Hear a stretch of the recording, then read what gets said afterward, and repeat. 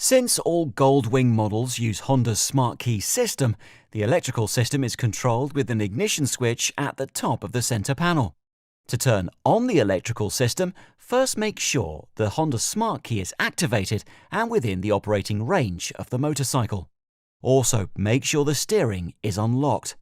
Then just turn the ignition switch clockwise and release it. At this point, the engine can be started.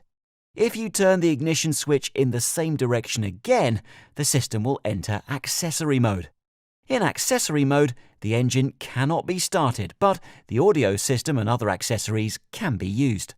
Turn the ignition switch again, and the system will return to on mode again. To turn off the electrical system, make sure the motorcycle is stationary, then turn the ignition switch counterclockwise toward off. The windshield will automatically move to the lowest position and the electrical system will turn off.